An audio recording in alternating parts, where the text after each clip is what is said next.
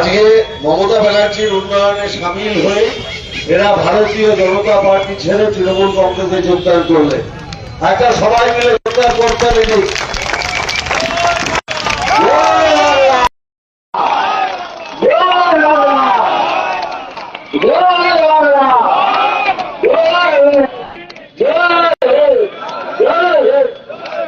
আমি আপনাদের সামনে একটা ঘোষণা করতে চাই।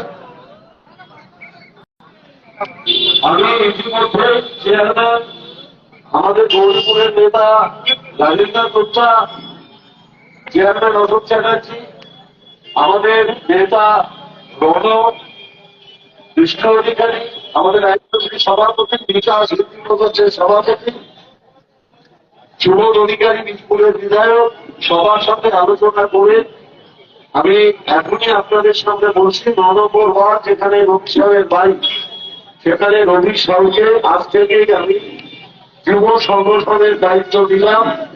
যুব সংগঠনের সভাপতি হিসেবে রবি সাহু দায়িত্ব সামলাবে এবং তার নাম হচ্ছে গৌরীপুর বেল্টে আরো যুব সম্প্রদায়কে একত্রিত করা এবং বিকাশকে আমি অনুরোধ করব রবিকে হিন্দি প্রকল্পের একটা দায়িত্ব দেওয়া এবং অন্যান্য যারা আছে তাদের সঙ্গে কথা বলে তাদের কোন ওয়ার্ডের দায়িত্ব দেওয়া যাবে আমি সেটা ভাগ করে দেবো।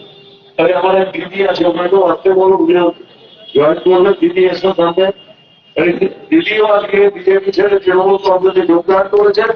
আপনার একটা জোরে হাত রাখবে।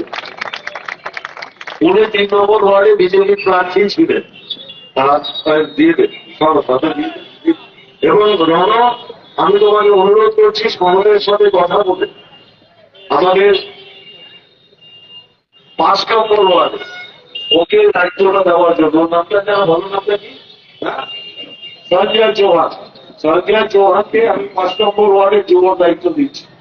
ঠিক আছে, এরপরে বাদ বাকিটা আমি সবার সাথে কথা বলে করবো। আর একটা ঘোষণা আছে, আপনারা জানেন যে আমি এখানে সবাইকেই অনুরোধ করছি